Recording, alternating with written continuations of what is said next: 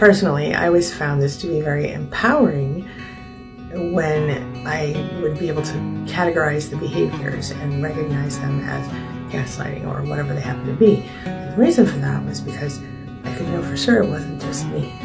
If other people could relate and understand, or if somewhere I could read about something like this, gaslighting, projection, whatever it was, it helped me know, okay, this is a classifiable, categorizable behavior and not something that's about me and my own flaws.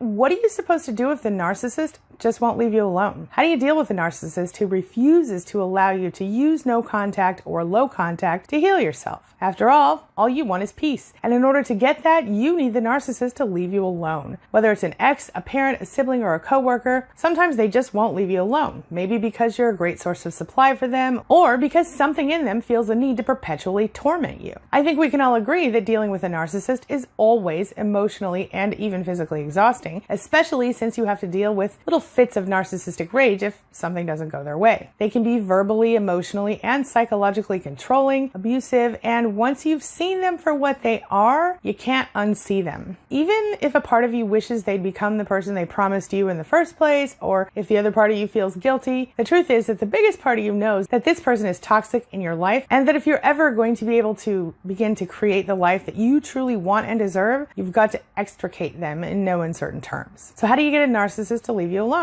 Now, obviously, learning to set strong boundaries and going no contact with a narcissist would be the ideal thing to do. As uncommon as it feels and as difficult as this can be, no contact can and will work with a parent, a sibling, or even an ex if you don't have to co-parent with them. It'll work if you're dealing with a narcissistic coworker, boss, or a friend, an acquaintance. And just real quick, in case you're unfamiliar with no contact, it's what happens when you literally block the narcissist from contacting you at all. You stop seeing them, speaking to them, and otherwise communicating with them. This, done successfully, will prevent them from harassing you. Of course, in many cases, this leads to the inevitable hoovering stage, like I mentioned, meaning they try to suck you back into the relationship, and that, if we're being honest, means they're trying to hook you back in for their own gain, usually for the narcissistic supply of some kind or another. Hoovers might come in the form of drama or pretending to need help with something that only you can do, or even that declaration of undying love I mentioned a moment ago. When they use the Hoover maneuver, the narcissist might say things like, "Oh, I totally miss you," or give fake apologies. You need to stay strong and keep your boundaries firm if you're not going to give in to them when they do that. However, if you cannot go no contact, there are other ways to get them to stop bothering you. The first one I'm going to share with you might shock you a little, but when you're struggling with getting a narcissist out of your life because you personally don't want to let go, you got a big problem on your hands. While you know logically that they are toxic for you, trauma bonding, abuse amnesia, and feeling lonely can be big deterrents to actually letting go of the narcissist. Which brings me to number one, get justifiably angry. Yeah, I don't know about you, but for me, the effects of anger become very physical. And if I allow myself to stay angry for long, it's not good for me or anyone else. If I stay upset for long, I find that I get sick to my stomach, I clench my jaw, give myself headaches, and I tense up every muscle in my body. You know how it is. It's a miserable way to live. Have you experienced this? The strong effects of emotions on your body? But despite what some toxic gurus will tell you, anger is not a wasted emotion if you use it to your advantage. And as it turns out, it does not negatively affect you physically when it is actively propelling you toward a goal that will make your life better in some way. In fact, it can definitely serve a purpose in your recovery from narcissistic abuse. How? Well,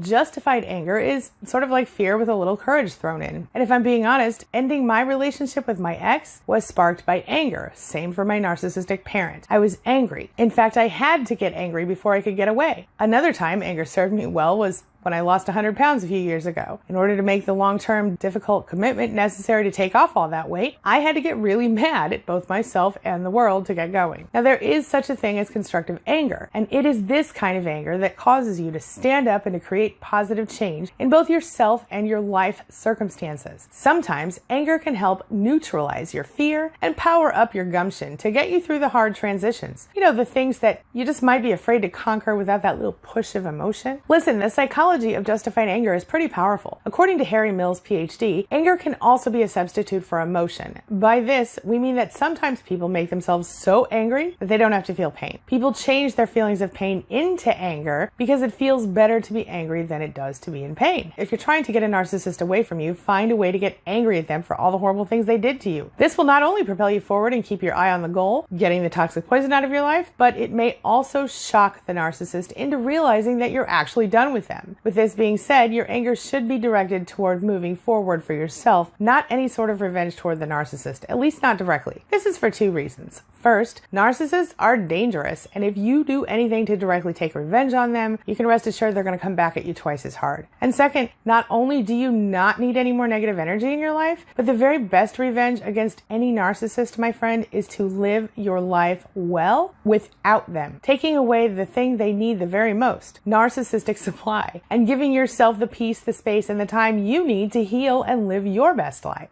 Which brings me to number 2, get your emotions in check. Sometimes you've got to deal with a narcissist for some reason. For example, you can't go no contact with a narcissist if you're co-parenting with them. Or if you're dealing with one at work, sometimes you're stuck. But what you can do is use the gray rock method, which means not engaging the narcissist. You keep the emotion out of it. When they try to manipulate you or provoke you, which inevitably they will, you just kind of act like you're detached from the situation. It's a sort of air of professional detachment, even in a personal relationship. You almost try to see them as a stranger and communicate on that same level that you would communicate with someone you don't really know. You become so uninteresting that the narcissist has no other choice but to leave you alone, eventually. You literally almost become the gray rock itself. You act boring and uninteresting. The narcissist might look to pick a fight due to differences in opinion, or maybe they just want to get a rise out of you for some reason. But if you won't make eye contact with them and you keep your body language under control, reply with things like or oh, or that's interesting, and use vague one-word answers, well, they're going to have to give up. They're going to get bored. Basically, you refuse to show them any emotion whatsoever. Now, it's hard when you try it at first, but once you see it working, you're going to notice something. The narcissist is either going to be a little shocked or they're actually going to up their manipulation game a little at first. Now, at this point, I want you to feel very powerful because you're going to know it's working. Just hold out, and eventually they will realize you're no longer going to give them the reaction they want from you, and they're going to go bother someone else. That brings me to number 3, get this narcissist out of your system. This is the most difficult one of all in so many ways. You can do what you can to gray rock and show no emotions, but eventually you might cave if the narcissist keeps triggering you. Part of the reason they're so good at pushing your buttons is that they installed some of them, as in their abuse has created certain triggers in you, and they are quite familiar with how to dig at you in order to get those trigger moments flowing. So if you're gonna get the narcissist out of your life, you have to get them out of your head. In a way, you have to do a detox of them so that you can remove them from your emotions, your thoughts, your state of being, all of that stuff, your energy. This way you're going to be unaffected by their behavior. Now, this might require coaching or therapy as well as meditation and journaling, but you can do it yourself if you're willing to give it a shot.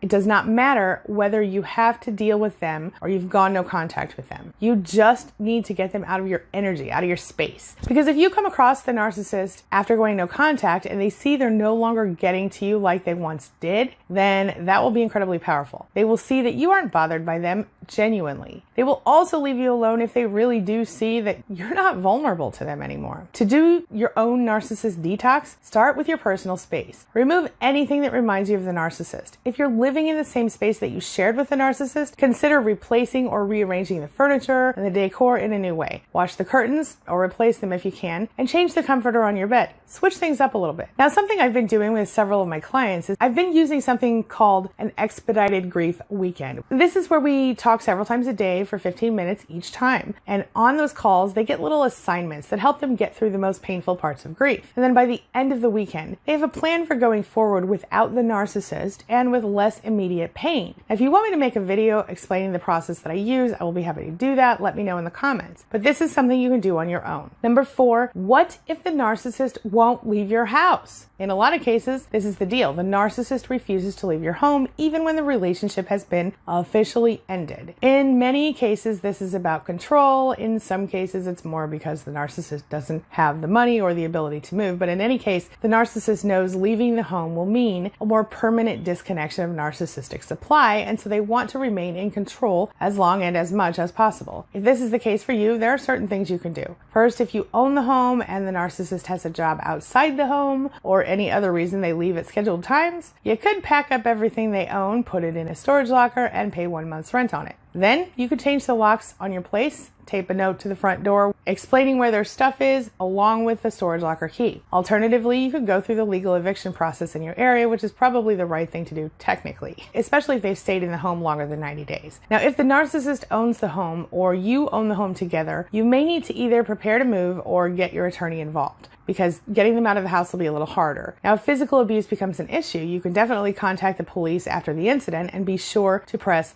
charges. This will buy you a little time. You can get a restraining order, move their stuff out of the house into that storage locker we talked about, and then in any case, always be aware of the eviction laws where you live in case the narcissist does try to get litigious with you.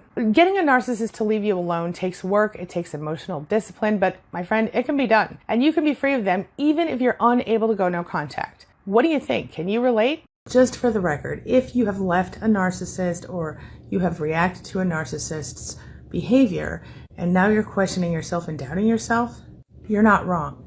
You didn't overreact. You weren't being crazy. You didn't misunderstand anything. You saw what you saw. You heard what you heard. You knew what you knew.